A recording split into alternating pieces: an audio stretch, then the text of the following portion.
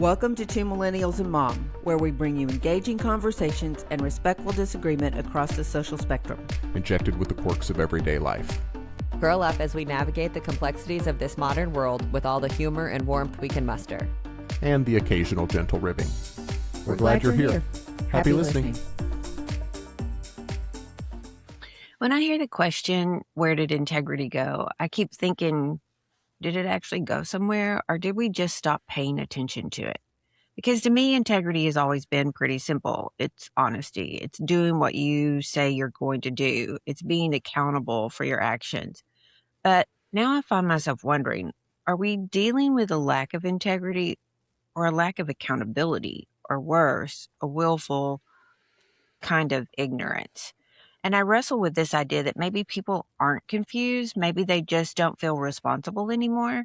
I don't know that this is brand new. I think some of this has always existed, but it feels worse now because we've stopped valuing integrity the way that we used to. Somewhere along the way, we made it acceptable to behave badly and just shrug it off. We've normalized selfishness. We've normalized disrespect. And as a mom, I can't help but think about where that starts. If you don't teach kids right and wrong, if you teach them that everybody wins no matter what, eventually that shows up in the real world. And the real world doesn't work that way. So maybe we did sell integrity, but part of me wonders if we didn't sell it, maybe we just slowly let it slip away because we stopped guarding it. What I keep coming back to is it feels like we expect to be rewarded for having integrity now. Like, aren't you proud of me? I won and I didn't even have to cheat. Much. That used to be the baseline, and now it's some sort of flex. And I think part of the problem is integrity just isn't that important to most people anymore. We want accountability for everyone around us, bosses, politicians, corporations, but not necessarily from ourselves. People sign agreements without reading them. They accept terms that they don't understand. Guilty and guilty. I do it myself. Go along with things as long as it's not directly impacting them. And when something goes wrong, it's always someone else's fault. On top of that, we've built this culture of what can I get from you without asking what we're willing to give back. Honestly, I think we've even rewarded people for being jerks. The louder, more ruthless, more shameless you are, the more attention you get. But I don't think it's just individuals. I think money and power have helped pull integrity right out from under us. Institutions stopped prioritizing character and started prioritizing profit. And we let them. And once that shift happened, everything downstream changed. So maybe the real question isn't just where integrity went, it's who decided it wasn't valuable anymore and why. When I think about integrity, I think about one really simple question. Who are you when no one's watching? Because that's the real test, right? Not when people are clapping for you, not when it's getting posted online, but when there's no audience, no accountability, and no social reward. And what's wild is we're living in a time where we put everything online. Every opinion, every moment, every performance, and somehow integrity feels harder today than ever before. I think part of it is that we've actually made it more beneficial to be awful. We reward outrage. We reward bad behavior. We reward people dodging responsibility. Sometimes we even reward stupidity. I mean, we live in a culture where people can do something reckless and then get paid for it. I'm thinking about the woman who sued McDonald's for her coffee being too hot. We're rewarding stupidity.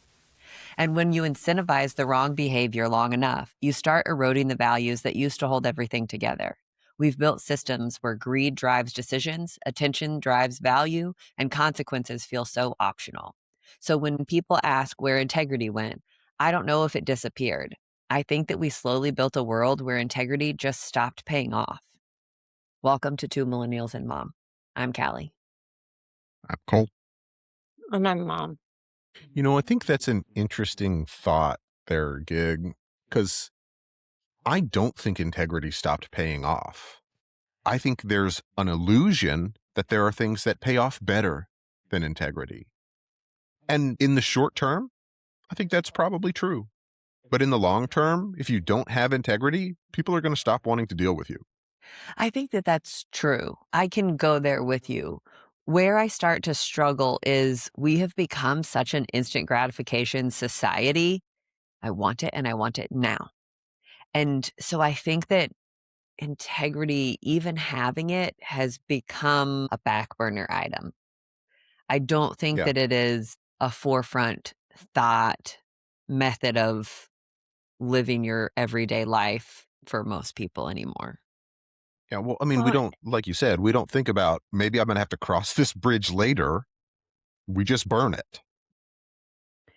I don't know. I'm thinking about, I mean, if we look, Zuckerberg has spent hours this week being questioned about the harmful, and did he know that it was going to be harmful to kids, and saying that it wasn't. But we ignore that. Even if we feel like it is harmful, we kind of ignore it for the sake of, I mean, it's fun and it's addicting, and you know, we can get our news here and this is what we do. And we allow that. Yeah. What does that say about us? I mean, if you look at it from another lens, I mean, we're talking about addiction and negative side effects. Well, take a look at, I mean, pharmaceutical ads. You can go and you can, every 30 seconds, you're getting an ad for something that cures eczema. And the side effects are heart palpitations, death, stroke. I mean, and I'm not trying to like make light of eczema, but if those are the side effects, I think I'll be itchy. Yeah. So let's take a second and define integrity, because I feel like even in the intros there, we all had three kind of different takes on it. And so I went to the Oxford Dictionary to really define it for us. It says the quality of being honest and having strong moral principles, moral uprightness, the state of being whole and undivided. Do you think that we can look at any of our major institutions and say, oh, yes, they are 100% being honest and having strong moral principles? They operate via strong moral principles. It's a crappy question, I know. I mean, I'm sure there are some. I'm sure there are some. I can't name them. I think of Patagonia. That's exactly where I was going, Cal. I think Patagonia has a pretty good philosophy in that they stand beside it. But I mean, even you look at, Arizona I mean, tea. do what? Arizona tea. I mean, you look at some of our, I mean, the isn't it Red so Cross even has sad? faced this. Isn't it so sad that we have to have institutions like Charity Navigator and things like that that say, hey, this is a charitable, reputable organization. How reputable are they? We're going to give them a score. We're going to rate Yeah. them so that you know, because there's a lack of integrity. Yeah. It's missing.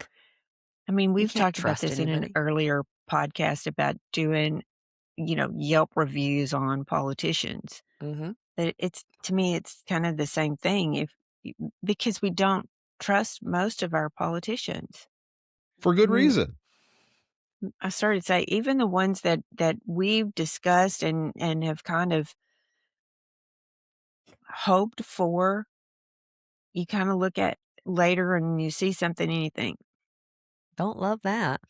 yeah, are you, you know, are you being groomed by, Money. Big Brother to do this, and you've lost your integrity?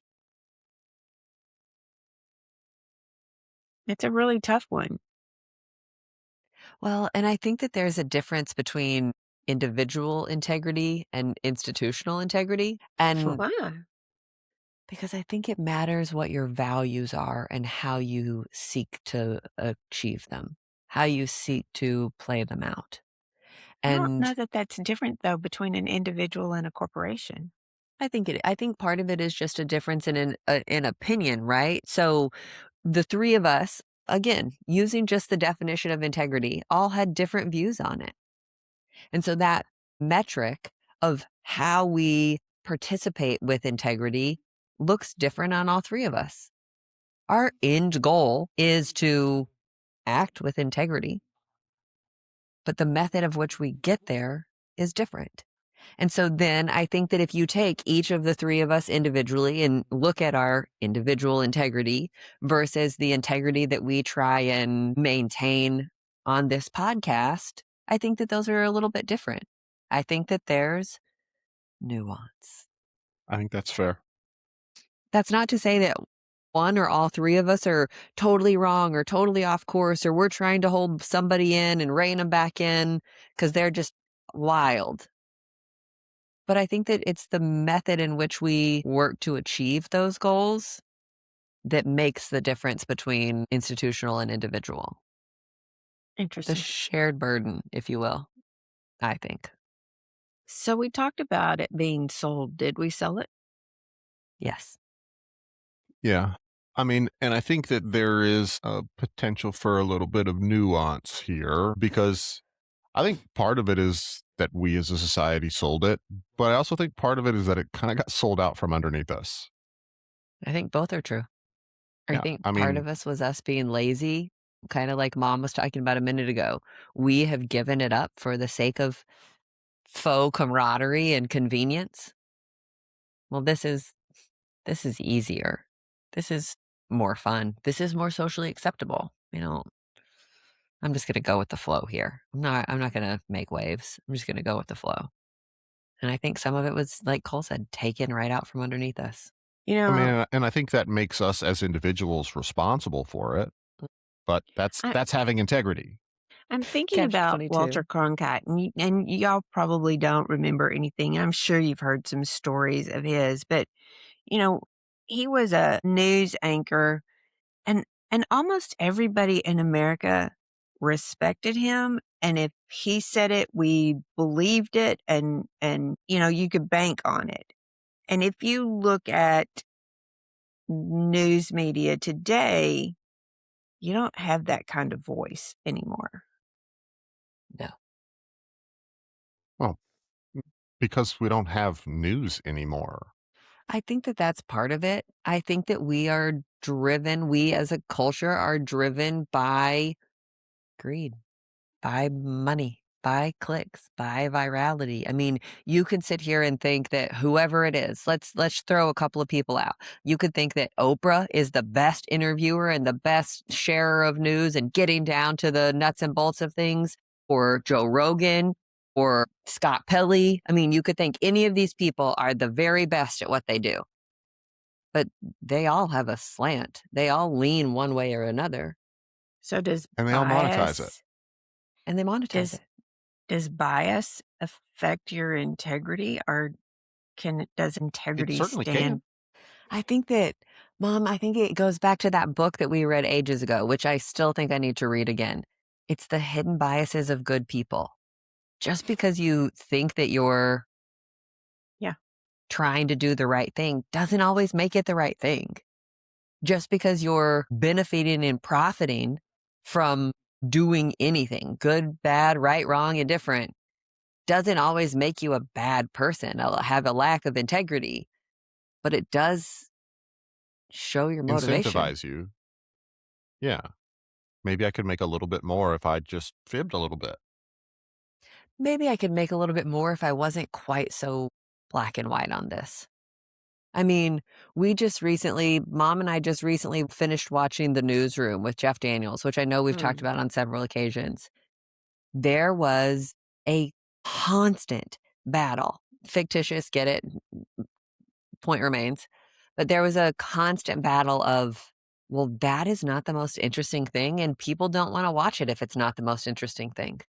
So we have to give up some of our journalistic integrity for ratings to get more viewers. Or not. And I mean, Dad and I are also watching it, and we're only a few episodes in, and that's already a constant theme of, hey, what's our job? We report the news, not what gets the most clicks, not what gets the most views. I mean, there's a part in there where I guess the director, one of the head honchos of the network, says, don't pay attention to the ratings. That's not what we're here for. We're here to tell people the truth. I think if we all took that mentality of we're seeking the truth, we're not seeking to be polarized or brainwashed or agreed with. We're not seeking all of those comfortable things. We're seeking the truth. I think it'd be a different world. But here's the thing, and we've talked about this before. The The truth truth, and my truth. Yes. and that's based on biases and algorithms and Echo I mean, chambers. so Because it can't just be a one-off thing. Oh, Callie's decided that she's only going to seek the truth. She's going to forego her truth. And that's just going to fix it all. It Yeah. doesn't work that way. It's Yeah. kind of an all or nothing deal. We all say, we're not accepting that. No, do better, news. Give us the actual facts. Don't give us your opinions. Don't give us all of these little pieces of story and because they're more exciting or because they're going to cause more drama or we're going to tune in. Just give us the facts and let us form our own opinions. But if we don't all step up to that plate, is it for naught? You know, we've mentioned Tangle on here and that we read that pretty regularly and that the thing that we like about it is that they present both sides and try to do evenly. And yet Isaac, who's the head of that, has mentioned on numerous occasions people will leave because he said this. So people on the left leave because, they think he's catered too Biased. much to this one, or they leave on the right because, and it's the same story and the same thing, but it's just perceived so very differently that, and I think he's working very hard to have integrity in what he's reporting. I really do. I think he tries really hard, but it is all a perception sometimes. So Well, I don't know if, again, I don't know if bias was sold or if we just lost the perspective of what it is. No, I think it's both. yeah, I do too. I mean, my question is, if we sold it, who did we sell it to? Money and power. I mean, we sold it to Hollywood. We sold it to Wall Street. We sold it to Washington. Well, and I can guarantee you, we're not going to get it back for the same price. Oh, Lord, no. Good luck. Yeah, I totally agree. Well, and I think that there's an old adage about buy once, cry once. Suck it up, buy it one time, spend the money, and you don't have to do it anymore. That isn't an option anymore. We are going to continue paying the price of this for eons. Got a little mini weird thought for you here that relates no. quite directly to that part of our conversation. I was talking to a buddy of mine earlier this week and I went through and did the math. I was thinking and I started trying to find, and oddly, this is not something that is just super easy to, it's not on the first page of Google results when you look. What's the average cost of a House of Representatives seat, a Senate seat? But Mm. I was taking a look at like, how many of those seats would you need if you had a grassroots movement with one specific goal in mind? Say, hey, we want to get elected to do this one specific thing. We want to accomplish one objective, and we aren't running on any other platform. We are just going to pass term limits, was the example that we were talking about. And I mean, the short answer is you would have to have enough people and enough money and approximately $10 billion to get that. It's like 269, 270 House of Representative seats and 67 Senate spots. And it's crazy because like you can find the top 10 most expensive, but I wasn't really able to find the average campaign cost for those particular seats, and I'm sure it varies widely. A House of Representatives slot in Texas is probably much more expensive than a House of Representatives slot in Rhode Island, for example. Well, But and it's not like it's really a clean path of how that all of that money comes around either. also very true. But 10 billion, and maybe we could do something. Maybe. And maybe we could do Maybe. something. Yeah, that's if you could get that much agreement with that many people to have one agenda item. It's crazy to me. And the ripple effects of any situation, every situation that we're in, are so broad and wide. I mean, And just fast. really, yes. I mean, really, really felt by so many people. I just sit here scratching my head going, why is this not important to more people? This impacts you so directly. Sitting here and taking this situation or this kind of stance of, oh, I'm apolitical. Why? Hey, I'm just going to bury my head in the sand. Call it a day. It all impacts you. Every single bit of it impacts you. It's just a matter of how much you want to admit that. I mean, It scares me. maybe you sleep better when you're not worrying about it. For how long? Till you have kids? Till you have grandkids? Till you're broke? Sure. I mean, think about not that many years ago, there was a whole thing about we want to leave the planet in good shape for our grandchildren. And now then women administration has cut out all of those clean green things. Fuck them. We're here. We're living for today. Kind of. There's another side to that coin, though, because there's a lot of evidence that many of those initiatives were money laundering schemes. So it depends on who you ask and what they think. I'm all for conservation, don't get me wrong. I love the great outdoors. But we pumped billions, if not trillions of dollars into renewable energy, and what came out of it? Well, the Landfills. hole over in the ozone layer shrunk significantly. I think that's worth noting. Okay, fair enough. I mean, And that was the goal. Part of the goal. part of the goal. I mean, But Cole, I think that brings up, I mean, you have something that probably needs to be addressed. But we can't even count on the people addressing that having integrity, doing it with the best of intentions, because there's so much scamming going on and no Cali greed accountability. going on Mm. that even if you have, I mean, this is going to probably get me in trouble, but look at Christianity. I mean, there's a lot of good things about Christianity, and there's a lot of bad things. I mean, there've been a lot of people killed over Christianity. I'm reading an American history book, and it's talking about, the Spanish, and they didn't like the Lutherans, and this one didn't like the Jews, and that one didn't like the Christians, and it was all just this whole battle over beliefs. Was it? And the part that really cracked me up was you get the priest and the friars, and they're all, yeah, we got to get rid of these people.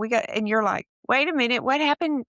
What To your happened to the belief tenets system. and to the, Did you read what he said?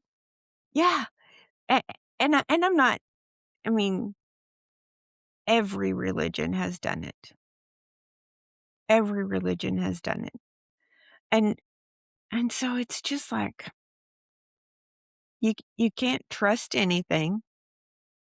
Nothing is exactly what it seems. And you wonder, you have to question if anything comes from a real heart and a real place of integrity. Yeah. So, I mean, kind of counter argument, is that just human nature? Do we want to hold people to too high of a standard? Why is that a bad thing? Well, if they're incapable of it, Why? you can't. Why are they uh, incapable of it? It's their nature. Like we talked about last week, you can't judge a fish on its ability to climb a tree. I mean, I get what he's saying. That's not the argument that I want to be on the side of personally, but I mean, I think it's a valid question. Agreed. But we're not fish. Right. We're people. But are We're we holding people to a standard that on average they can't achieve? I think that, yes, we are holding people to an average of a standard that we cannot achieve because we have been so freaking lazy at not teaching anybody how to be held accountable. We have done So this do you to think it ourselves. was different historically? Do you think 100 years ago, just the average person had more integrity? Yes, I do. What about 500 years ago? Cole, don't put me on the spot about history. I cannot handle it. I mean, but that's the point that I'm trying to make here. Like, Has it okay, yeah, changed that we're referencing the greatest generation, something that we perceive, this group of people that we perceive as having this great moral integrity, the saviors of the known world at this point. But what about all of the other people that they were fighting at the time? They're not part of the greatest generation, but they are. I mean, they were born at the same time. They were part Yeah. of a different culture, part of a different society. I think that we have stoked the flames of greed since the beginning of time. I want more. I want different. I want better. I think I personally am guilty of that too. I That's kind of want the point more. I'm making. I get it. But I think that if we do that with, if we want better and want more with a sense of compassion for other people, that we are better off, that we have a fighting chance. I think that if you allow yourself to lean into greed being the motivator, that's when you start getting in trouble. And I think that you can look, again, Callie is not the world's biggest history book over here, but I think if you look at any kind of conflict in history, it all stems from greed. I want I don't more. disagree with you. But for some people, it paid off. And they got better at everyone else's expense. But that's my point. We did it by leaning into greed. Sure. So I guess what I'm trying to make is a philosophical argument to challenge that thought. And because I don't disagree with you, I do think it stems from greed. But is that wrong? And if so, why? I mean, is the lion wrong for killing the gazelle? Yeah, my question is more of, can you do anything to teach that differently? Can you do anything to change that? Or Cole, like you said, is that just human nature and this is How where it we're at? is. And it's not going to get any better. And do I have rose-colored glasses on about the greatest generation? Were they not the greatest? I mean, we've talked about issues that happened during that period of time that puts a shadow on some of that. So is integrity just a myth? I hope not. Can you stand up with your own integrity and it mean something? I certainly try to. I guess when you say, who does it mean something to? Me. Yeah. That's the first person. And then I think it's a domino effect after that. Me, and then the people closest to me, and then the people closest to them, and then the people further out and further out and further out. I think it all is very, very tangentially related. And here's my thought on that. If you don't even try, what kind of chaos do we have? And that's a scary thought. I got one of the nicest compliments I've ever received this past week. Somebody said to me, Callie, you are so incredibly polite all of the time. I feel like an asshole because you say please and thank you to everyone. And my pride point that I took away from that wasn't, I'm better than them. It was that me being kind and me being polite to other people, strangers. We were at a Chick-fil-A. Strangers, that it had an impact on somebody else. And so, yeah, I think that it makes a difference. Yep. I Can do. it go viral? I think in our good news story, we're about to see that it is. I think it has an impact. I think that isn't that how a grassroots movement starts? One single blade, and then it grows and grows and grows. So yeah, I don't buy into the whole, well, this has been this way for forever, and so I think that that's just how it's going to be. I think that that's an incredibly nihilistic perspective to take, and I don't like it. Truth be told, it Yeah. makes me really, really angry because I want more for all of us. I want more for this world. I want better for me and y'all and the people around us and our nieces and nephews and grandkids and future generations. And so you better believe I'm going to do anything and everything that I can to bust my ass to act with integrity and gratitude and graciousness. And I'm going to fail. And I'm going to get up and try again. And maybe that is just my weird little heart over here. But I am very, very, very confident that it means something and that it matters. And I will continue doing it until I die. Because I don't want to see the alternative. I just was thinking the alternative is just chaos. I'm not willing to give in to that. Yeah. I'm just not. I think if we don't fight for it and we don't stand up for it, we are at a much greater loss. Who will? Yeah. It's a great point. It needs to be me. Yeah. Yeah. So let's kind of switch gears a little bit. So we're talking about the integrity being sold or being traded in or pulled out from under us, all of these things. Why do you think that that has happened? Do you think that that has happened for just the comfort factor? Well, it's easier, hurts think I less, it's mean, I all think of it's it. the incentive structure. which is? It's easier to win by cheating.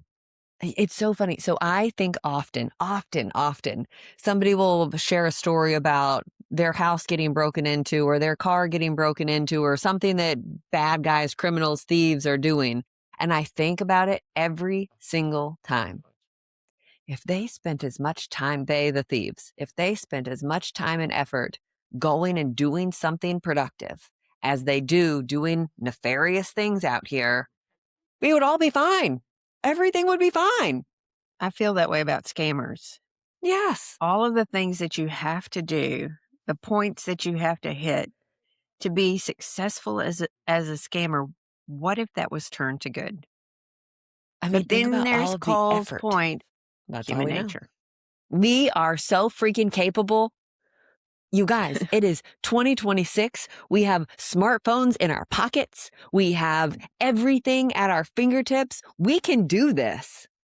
We don't have to succumb to the suckiness of shit. We can do better. I believe that. Is it going to be easy? Nope. Is it going to hurt sometimes? Yes, it is. No. Is the alternative too? Uh-huh. But this Yeah. at least has a light at the end of the tunnel. Yeah, but not everybody can see that light. Like, I get what you're saying. I do. Then grab my hand and I again- will drag your ass into it. But Callie, they can't. They don't know you. That's what we're doing this podcast for. Here I am, Callie. You can find me on Instagram. I'll pull you into the light. I'm willing to do that because I think it's worth it. But I understand what you're saying. But Callie, you can't do that for 8 billion people. I can sure as shit try. So you can I start with understand, one. but But it's like that's math, right? You know, if I do it for 2 other people and then those people each do it for 2 other people and then all of a sudden everything compounds. Like that's opportunity. And that's not opportunity for me selfishly to make the world a better place because Callie made the world a better place. That's opportunity for the world to be a better place for all of us. That every single one of us gets to enjoy. That every one of us gets to have a little bit more faith in ourselves, in each other, in our institutions, in everything around us. I'm And sitting I here can't do looking it at all. but I'm I can sitting sure as here shit looking I just feel like y'all are on opposite ends of this spectrum here. Cole's like, nope, can't be done. And Callie's like, yes, it can be done. I want it to be done. That's the thing. Like, I want that. Then don't fight it. That's all I ask. I'm not even trying to fight it. I'm just trying to call out in that chain, there's going to be someone who takes advantage of it. Of course No, that's there being is. realistic. It's not fighting it. I try and act with integrity myself. Sure. I try and do the right thing for the people around me. Am I always successful? Am I always perfect? Of course not. But I try and act with integrity. I try and hold myself accountable. I expect other people to do the same thing. Very rarely do they do it. But there is power and safety in numbers.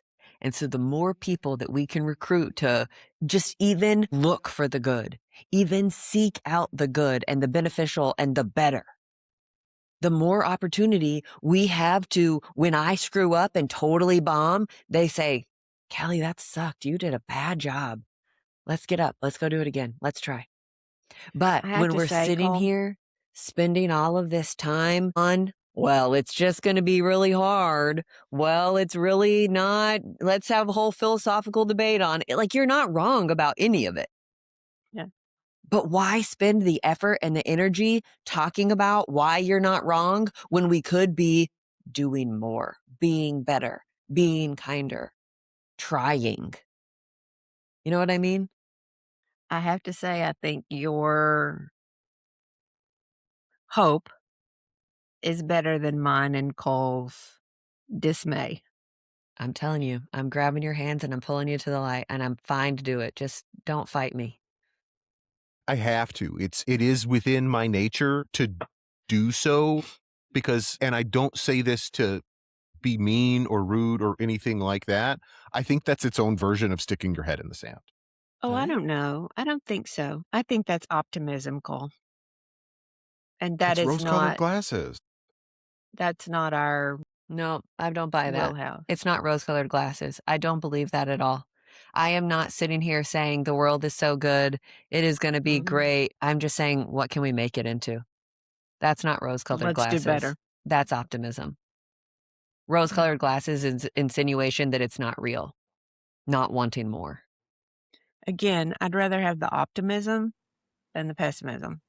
Well, the optimism will move the needle in the right direction. The pessimism Yeah. never will. And I'm more prone to pessimism, I think.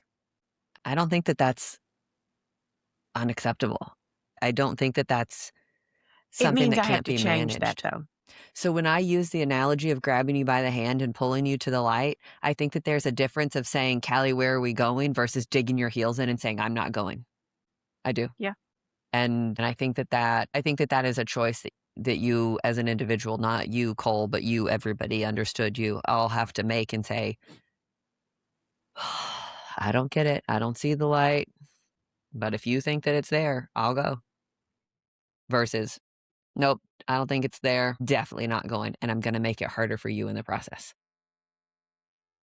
I think Cole just sees those people who say, come on, I can take you to the light, and they're full of crap. And I'm not saying that Callie is one of those people. And I want to try get and that. illustrate this using the same analogy, because what I'm saying is, yeah, I'll go with you. But Callie, I'm concerned that this place doesn't exist. Okay. Cool. Which is fine. Which is totally fine. That is, I will go with you, but I'm not digging my heels in saying we're not going. And I get that you don't think it exists, and that's fine. But here's the cool part. As you are not digging your heels in, and as I am pulling you into this direction, I am 100% confident that your life will not get worse. I'm not. As long as you're still willing to go, because staying where you are, being stagnant, descending into further nastiness, which is happening in lots and lots of ways and facets around us, isn't going to make it any better either.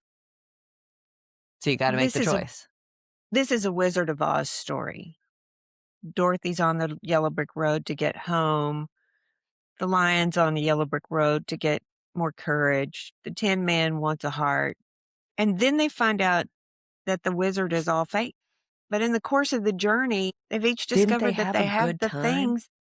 Yeah. But it's not a good time. It's that they had the things that they they were wanted. seeking in the first place. So Oh my gosh, am I Dorothy? Come on, guys, let's go. maybe. It's cool that I I've have never dogs. thought of you in that role before, but maybe. Me neither. I'm sure we can find you. I don't know if we can find you some red glittery shoes, but we could probably find some pink ones. I'm not going with pink, but I am certain that you can find some sparkly red slippers. okay, we'll be looking for them for our journey. So, speaking of The Wizard of Oz, which just had, how old is that at this point? 1939. Goodness. So, speaking of that perspective, let's go ahead and switch into looking at all of this integrity, lack thereof, from a generational perspective. I would love to kind of hear what, Mom, you think has changed over the course of your lifetime in terms of integrity and how that is all perceived. I think the first thing that comes to mind is that I think businesses have changed and less inclined to take care of their people and more inclined to take care of their bottom line. And I think that's a big one. And I do think that there are companies out there that still have a good mission statement and are trying, for healthcare, for me, that means taking care of the patient. And if you put that number one and then you handle your employees well, you're going to have a positive effect. But if you do that and you aren't really worried about the patient, and the employees will get by because it's a mobile deal, so they can go somewhere else if they don't like what you're doing here. That's a big difference. And so I think that's part of it. I think, and we've kind of talked about this before, and I may be wrong. I'm not convinced that I'm right, but my perception is that we used to be united in our, I don't want to really call it patriotism, but in our nationality, in believing that we had a good message and that we had a good mission and that we were trying to promote that. And I'm very disappointed in finding out that how much of that was shadowed or incorrect. But I still think, maybe this is just me generationally, I still think it's a good message. And we've talked about this. I still think that there are benefits of being an American. Do I think that we can be arrogant and yes, I do. But if you look at this country or what this country has stood for, there's a good message there. And, and I would like to see that message be popular again. And so I mean, I think that we had a philosophy that was similar enough for the majority of people that we were moving in one direction. And I certainly don't see that anymore at all. Yeah. Just to kind of tag on to that as a tiny tangent here, I was reading something earlier this week about how Americans are known for being really friendly. And so then they go to other countries and it's kind of frowned upon. And they're like, oh, they're smiling and they're waving and they're making eye They're talking. contact and talking to people and how weird that is perceived. Do you know how that started? Why that started? Because America was so diverse and made up of so many different people from different places. Because of all of the diversity, a smile became a way for people to interact and engage with others without breaking down the language barrier, because we knew we couldn't talk to each other. So it became our symbol for, hi, I acknowledge you, but I can't talk to you. I don't know how Wow. to speak your language. Really weird tangent based on that tangent, and maybe this is why people consider Americans aggressive. A smile naturally is an aggressive facial expression. Showing your how do dogs show aggression? They show their teeth. It's just kind of a weird thought in the middle of that, but it's strange how we have adapted and changed that to be like a pleasant greeting when we can't communicate with someone. So give me the millennial perspective here. We've talked about this on a couple of occasions. I think that we have come into our own, especially into adulthood, with no sense of trust. We have watched everything that was promised to us and that was planned for us and that was going to make us better and make us successful all be annihilated. Bullshit. Totally and completely non-existent. And I think that that in and of itself leaves many of us calloused. I can't trust anything. I can't trust anybody. I'm completely on my own figuring this out myself. I don't trust anything anybody says because it is all bullshit. Even though that was not your experience, it certainly has only been ours. It has been our only experience in many, many, many facets of everyday life. So I think that again, you kind of have a choice here. You can stay calloused and say, I'm just going to protect myself. And I think that you can see the impact of that. We have become much more selfish people. It is my greatest pet peeve being somewhere, God forbid, a grocery store. And it's like every other person is the only person in the grocery store. They don't have any spatial awareness or recognition that there's somebody else on the aisle with them. And I think that stems from we couldn't trust anybody and we had to figure it out on our own. We had to carve a new path. And that irritates me. Optimism, part of it, selfishness, frustrating. But I think that we have the opportunity to choose to do better, to choose to address those things. I mean, we've talked about it before. Millennials were very, very adamant about getting therapy and addressing mental health issues and not just saying, oh, well, that is how it is, about trying to do something about it. And have we all succeeded every single time? No, of course not. But we're trying. And I think that in and of itself comes and stems from a sense of optimism, which I think we have every reason not to have. So Cole, your perspective from there? I mean, it's pretty much the same. Again, I'm not as optimistic as Callie, but in general, yeah, I think we've basically grown up in a society that I don't think they knew they were lying to us. I I would think they agree. got sold the same bullshit. So do you think millennials have any have any desire to have integrity? If you've not seen it, Modeled. if you've not been shown an example of it, if you've not seen it work in society, do you even want a part of it? See, I feel like we have been shown great examples. I mean, what generation grew up with more superheroes than we did? Superheroes that did the right thing. Are you And some that talking didn't. Sure. Marvel or are you talking All of it. I mean, you're talking about, I mean, Marvel, Disney princesses, Star Wars, whatever it is, they all make mistakes. Taylor Swift. None of them are perfect. Sure. None of them are perfect. But I mean, we have lots of examples of integrity. I mean, you've got the littlest hobbit, Frodo, who walks barefoot basically across the entire known world with an evil magic ring that is tempting him the entire time wrapped around his neck, almost loses to it repeatedly, and in the very end, destroys it. I mean, you have the entire story of Luke Skywalker, which we don't have time to tell today. Thank you. We have examples. Maybe they're not realistic ones, but I I mean, started to there are say a lot those of are all fiction.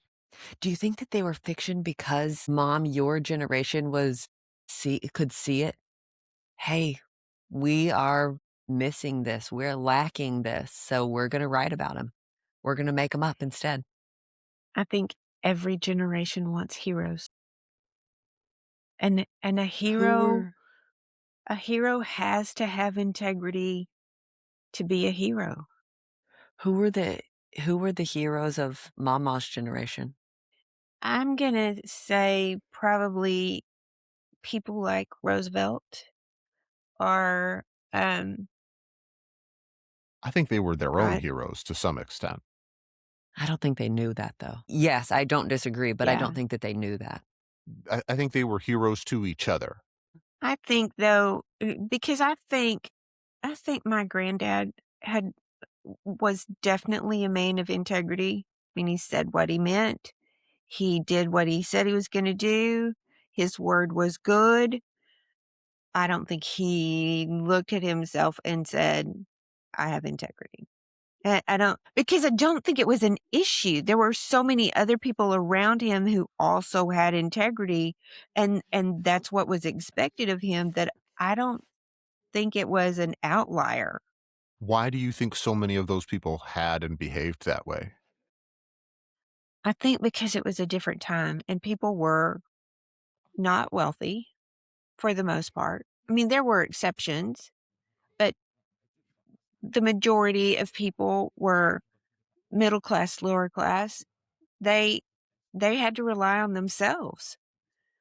And so, I mean, you look at that generation, like you talk about being the great generation and what they went through. I mean, there's 2 world wars in there, and to their understanding, that was the fate of the world rested on them. They had to go. They had They to were their do, own heroes. That's what I'm saying. but they didn't. I don't.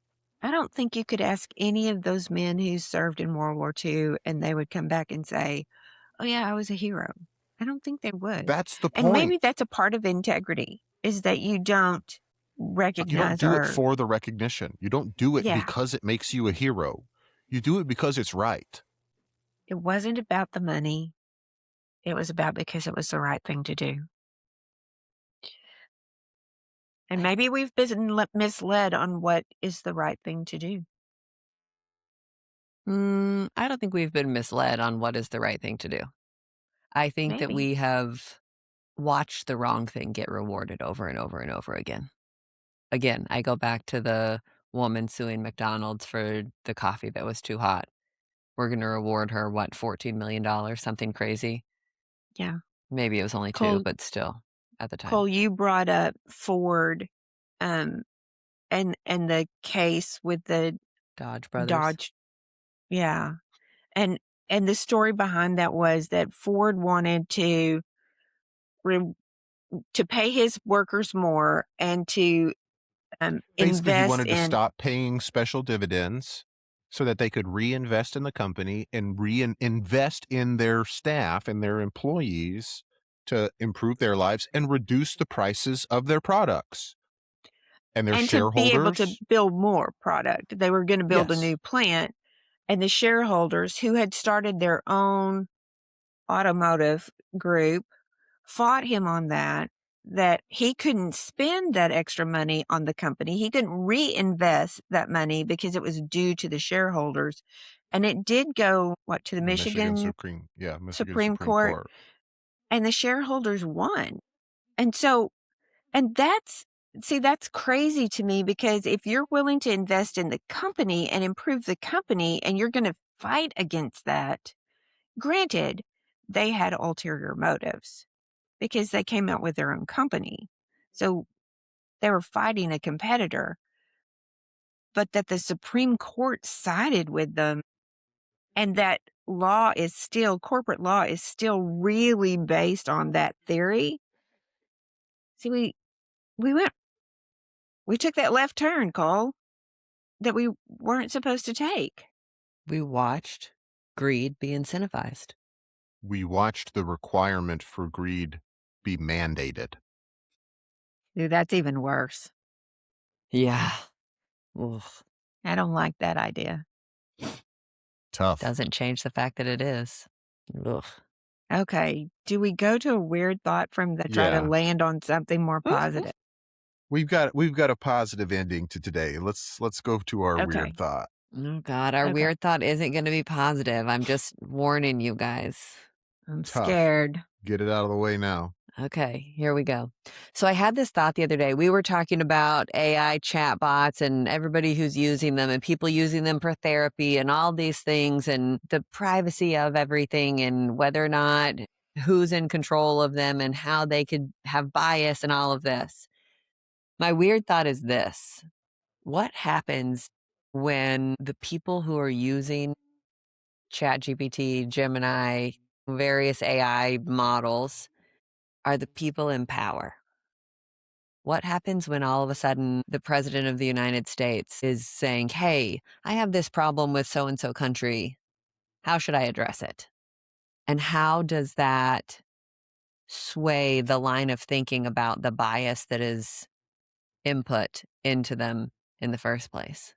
So here's my tangent for the day, and that is there was a judge, I can't remember where, the person was convicted of arson, and she used AI to write her apology letters to the people that she was convicted of arson. And she used AI, and the judge realized it.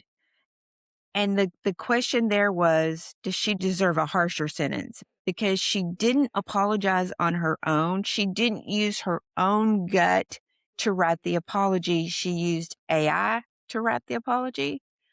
And he was not as lenient with her because he did not think that she learned enough.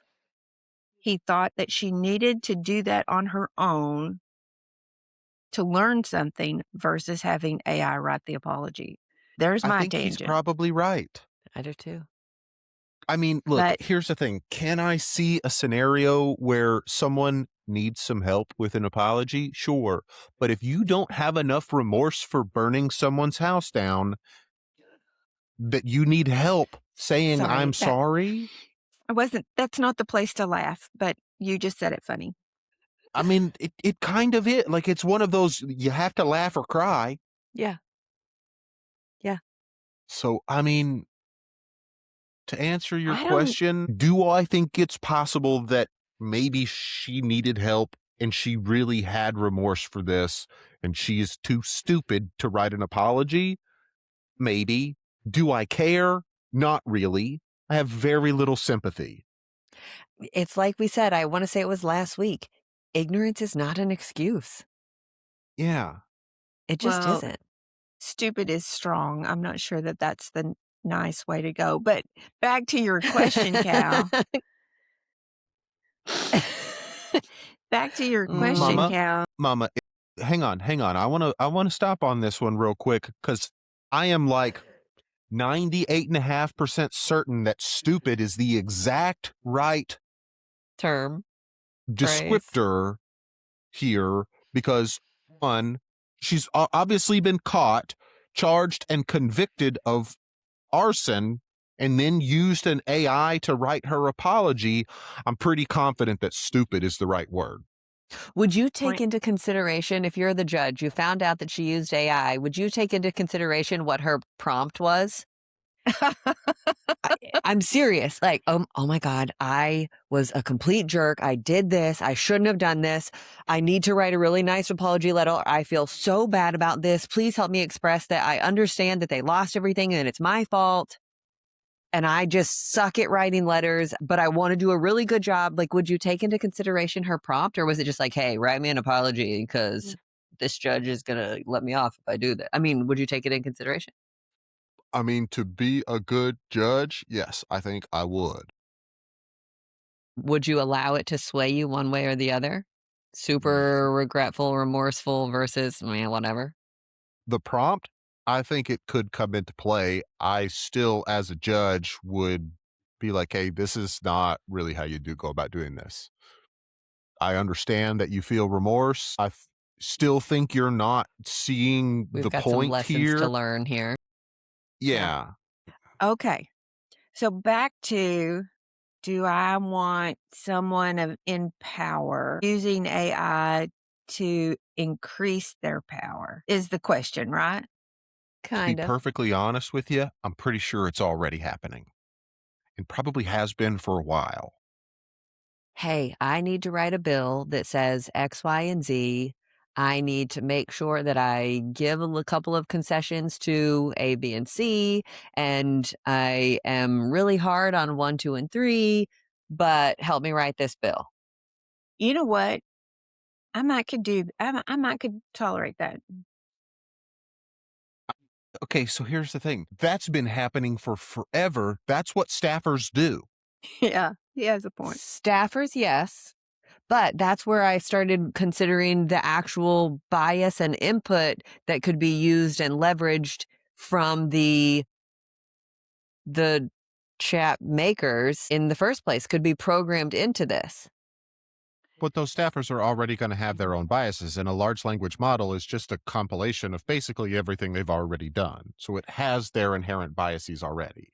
Yes, but is there not any kind of point where you sit there and go, okay, we know Callie and her bias. We can take that into consideration when she's giving this advice, but we don't necessarily know that of Sam Altman. Okay, we already know that attorneys are getting in trouble for having AI draft lawsuits. I mean, again, this is something, it's already happening. We're Yeah. already doing that and have been. If you think the United States government does not have access to some of, if not the most powerful generative AI on the face of the planet, you're wrong. We're already doing it. So my brain went immediately to a visual of seeing Trump sitting there going, I want Greenland. Tell me Yeah. how to get it. Yeah. I'm curious. I don't know I that it's mean- quite that direct, but I would be willing to bet that Donald Trump went to a joint chief somewhere and said, hey, what's it going to take for us to get Greenland? And that chief went to the Pentagon and went to all of his colonels and said, hey, tell me what it's going to take. President Trump wants Greenland. And you know what they did? They went to the basement and they punched it into their supercomputer and they said, what's the best way for us to get Greenland? And it spit out 75 plans. They picked the best 3 and took them to him. I don't think That's you're wrong, just but how it works. We've been doing that since the 50s. Okay. We definitely need a good news story. yeah, hit us with one, please. Oh my gosh. This is kind of fun. This guy is from Katy, Texas. His name is David Dominguez, and he travels around Texas to different farmers markets looking for vendors that don't have any people standing there that aren't doing business. They're just sitting there. And then he has Ray-Ban Meta glasses, and he walks up to them and asks them about their product and takes samples and generally buys something and often gives them a pretty good tip, which really makes them love him all the more. Then he goes back and posts that to an account. Well, he's got several accounts. His Instagram is Going Out with Chungi and David's POV for TikTok and YouTube. And he promotes David's that POV vendor. underscore. Underscore. You're right. David's POV underscore on TikTok and YouTube. And he promotes that vendor to his 141,000 followers on Instagram. And the response has just been amazing. So he had done this for somebody called Dawn's Jerky, and they woke up that morning with their phones just going crazy, and they kind of panicked. They thought something bad had happened, Crash their only website. to find out they're getting orders from everybody. People are just going, hey, we want something. We want, and I mean, they got international orders. So he goes in and he promotes these quiet, not getting anything on to his followers. People are loving it. They're jumping on the bandwagon. They're doing all of this. And I mean, he's even extending that into mom and pop restaurants. So for restaurants that are, on the brink Solo or dates. the people say again, Solo dates. solo dates. And he's promoting these with the use of meta glasses. And I mean, it's the guy got laid off in 2025 and decided this was just something that he could start doing. And he starts doing it. And not only have his accounts exploded, but the people that he's promoting have exploded. And it's just, I mean, it's the coolest thing. Well, and it's not some big, huge production. He walks up, he talks to him, says, "Hey, tell me about your stuff. Oh, yeah, I would love to try that. Oh, my God, that's really good. Yes, I'll take 2 bags. Here's this. Oh, you can't take a tip? Okay, well, then I'll take a 3rd bag. Thank you so much." I mean, they're just the most simple human interactions. I mean, the one you were talking about, Donna's jerky, she is really proud of what it is that she has. And he puts it out there and he tries 3 or 4. I mean, she gives him a piece of each of these different ones. And I mean, she tells him all about them and a little bit about the process without any kind of fluff. It's just, hey, this is what I do, and this is why it was important to me, and this is what is part of our brand consistency and why it's important to us. I hope you enjoy it. They're not long. No. They're not, I mean, they're just really interaction between him and the vendor. And then he posts it online, and people are loving it and going crazy and promoting these vendors from afar. It's the Yeah. cool. I mean, I'm ready to go get Meta glasses, and I could do this. I could do these little mom and pop restaurants that nobody knows. I mean, Yep.